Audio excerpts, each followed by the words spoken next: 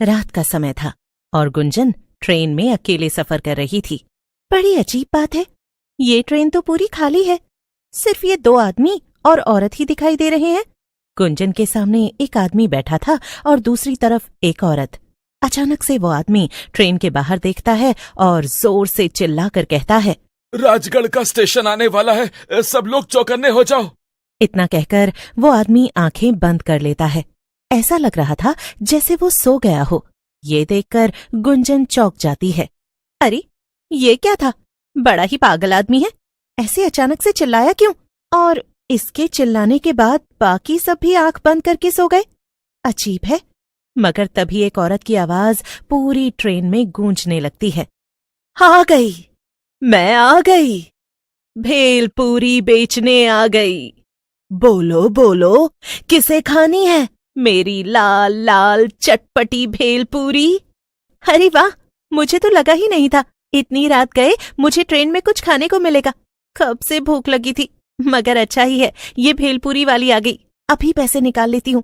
गुंजन जैसे ही पर्स में से पैसे निकालने लगती है तो उसके सामने बैठा आदमी आंखें खोलते हुए गुस्से में कहता है, भेलपूरी वाली से कुछ मत लेना, वो भेलपूरी खिलाकर तुम्हें ट्रेन से उठा ले जाएगी। हाँ, भेलपूरी मत खरीदना। वाकई में बड़ा अजीब आदमी है, कैसी बहकी बहकी बातें कर रहा है। अरे मुझे भूख लगी है तो मैं भेलपूरी क्यों ना लूं? हाँ, बड़ा आया। तभी लंबा घूंघट डाले वो भेलपूरी बेचने वाली औरत वहां आ जाती है और गुंजन की सीट के सामने रुककर उससे कहती है, ओ दीदी, चटपटी मसालेदार भेलपूरी ले लियो, बड़ी मजेदार है। हाँ हाँ, मुझे लेनी है तुम्हारी भेलपूरी, मगर ये बताओ कि कितने की है एक प्लेट? अरे ले लो, पहले खाकर तो देखो, फिर बताएंगे दाम। अच्छा ये भी सही है, लाओ फिर खिलाओ। गुंजन औरत के हाथ से भेलपूरी ले लेती है और खाने लगती है। वाह, अरे वाह वाह, क्या भेलपूरी बनाई है, मजा ही आ गया। और ये पागल आदमी मुझसे कह रहा था कि मैं भेलपूरी ना खरीदूं। अच्छा अब बताओ इसके पैसे कितने हुए? लेकिन वो औरत कुछ नहीं कहती, उल्टा जोर जोर से डरावनी हंसी हंसने लगती है।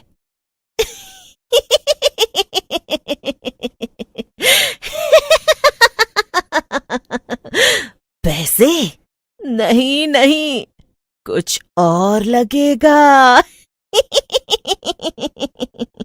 ये कहकर वो औरत घूंघट हटाती है। घूंघट के नीचे एक डरावनी चुड़ैल थी। क्या? चुड़ैल? तुम तो एक चुड़ैल हो? हाँ, तो मैंने कब कहा कि मैं माधुरी दीक्षित हूँ, हैं? और इस भेलपूरी के बदले तो मैं तुझे लेकर जाऊंगी और खाऊंगी। उसके चले जाने के बाद ही वहां बैठे बाकी लोग आंखें खोलते हैं और ट्रेन के बाहर देखने लगते हैं। ये तो होना ही था, मैंने उस लड़की को चेतावनी दी थी, मगर उसने मेरी बात नहीं मानी और चुड़ैल उसे अपने साथ ले गई। राजगढ़ स्टेशन आने से पहले हमेशा ही ऐसा होता है। हाँ, अब हम कर भी क्या सकते हैं, हम तो अपना काम कर ही देते हैं ना, जो कि लोगों को चेतावनी देना है। अब उसके आगे हम क्या ही करें। असल में वो दोनों बूढ़े आदमी और औरत पंकज और राधिका थे, जो कि पति पत्नी थे और रामगढ़ गांव में ही रहते थे। वो हर रोज उस ट्रेन से सफर करते थे ताकि लोगों को भेलपूरी बेचने वाली चुड़ैल से बचाया जा सके, मगर उनका ये तरीका भी अक्सर काम नहीं आता था।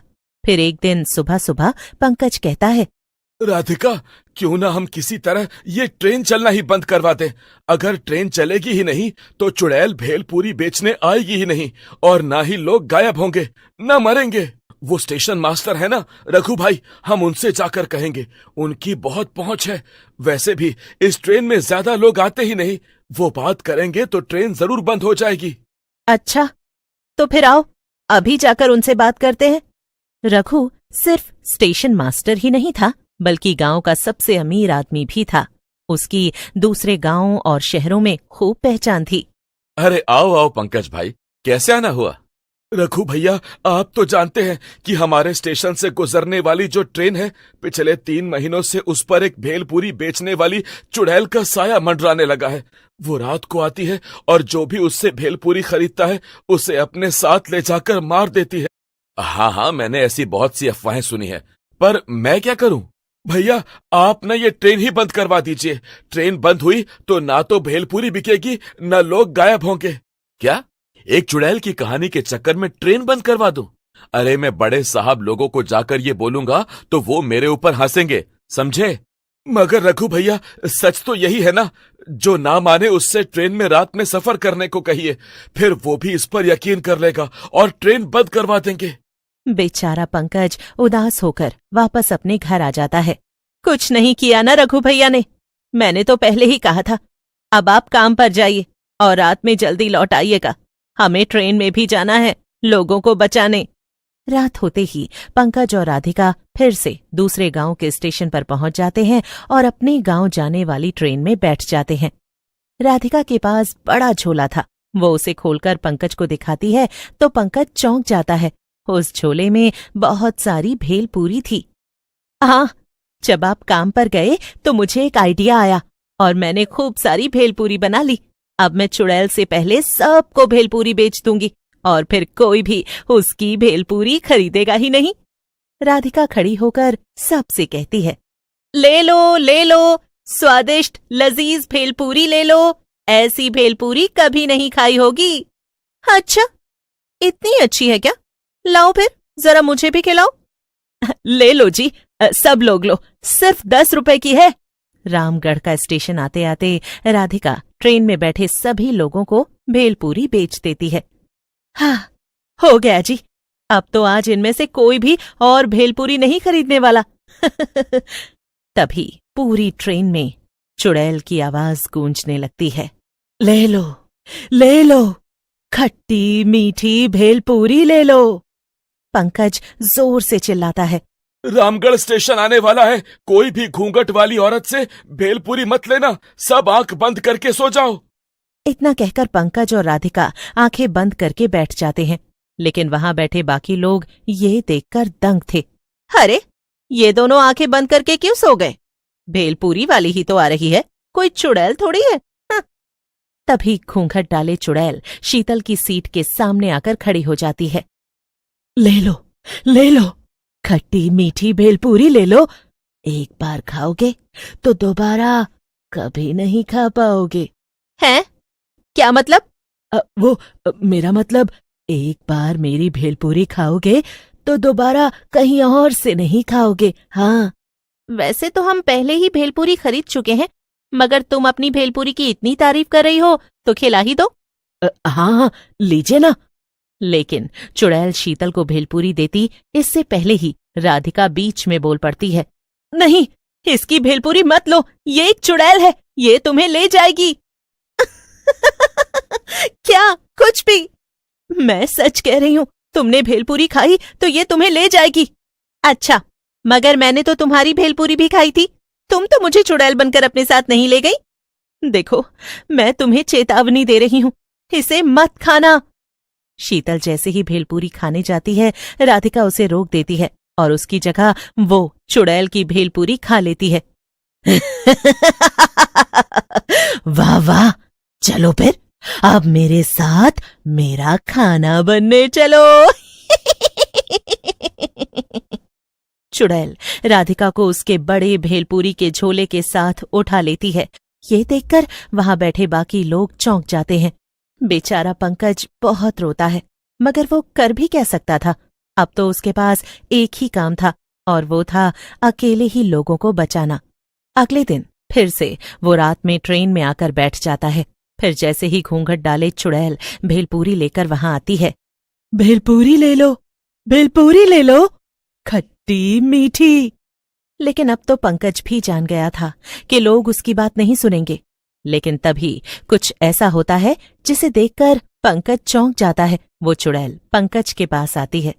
ये लो, आप भेलपूरी नहीं खाएंगे?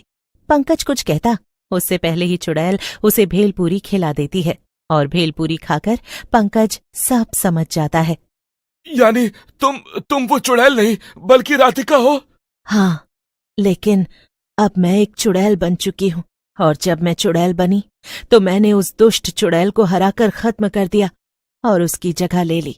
अब मैं ही भेलपूरी बेचने रोज आऊंगी यहाँ और किसी को भी नहीं मारूंगी। इच्छाधारी नागिन और राजकुमारी। एक राज्य में एक प्रतापी राजा रहते थे। उनकी एक अत्यंत सुंदर पुत्री थी। उसकी सुंदरता ऐसी थी कि उसके सामने चांद भी फीका पड़ जाए। देखने में वो मानो स्वर्ग की अप्सरा लगती थी। एक दिन की बात है, राजकुमारी अपने कक्ष में गहरी नींद में सो रही थी। तभी अचानक वहां एक इच्छाधारी नागिन का आगमन हुआ। वह इच्छाधारी नागिन भी रूप में अत्यंत सुंदर थी, बिल्कुल स्वर्ग की अप्सरा जैसी। नागिन ने अपनी शक्ति से मानव रूप त्याग कर सांप का रूप धारण किया और चुपचाप राजकुमारी के मुख के पास पहुंची। फिर वो रहस्यमय ढंग से राजकुमारी के शरीर में प्रवेश कर गई और वहीं अपना डेरा जमा लिया। उस दिन के बाद से राजकुमारी की तबीयत लगातार खराब रहने लगी। कभी बुखार, कभी कमजोरी, कभी अजीब सा डर। राजा बहुत परेशान हो गए। उन्होंने राज्य के सभी हकीमों और वैद्यों को बुलवाया। हर प्रकार का उपचार किया गया, लेकिन राजकुमारी की हालत में कोई सुधार नहीं हुआ। राजा दिन रात चिंता में रहने लगे। एक दिन दरबार में एक साधारण सा लड़का आया। उसने राजा से कहा, महाराज, यदि आप मुझे एक मौका दें तो मैं राजकुमारी को ठीक कर सकता हूँ। दरबारी हंस पड़े। राजा ने पूछा, तुम इतने छोटे होकर ये कैसे करोगे? लड़का बोला, महाराज, बस एक शर्त है, मुझे आज रात राजकुमारी के कक्ष में रहने की अनुमति दी जाए। राजा पहले हिचकिचाए, फिर पुत्री की हालत देखकर मान गए। रात गहरी हो गई। कमरे में अजीब सी शांति थी। अब आगे क्या हुआ? क्या वो लड़का सच में राजकुमारी को बचा पाया? क्या इच्छाधारी नागिन का रहस्य उजागर होगा? आगे की कहानी देखने के लिए चैनल को सब्सक्राइब, वीडियो को लाइक करें, कमेंट करना न भूलें। कमेंट में पार्ट 2 जरूर लिखें।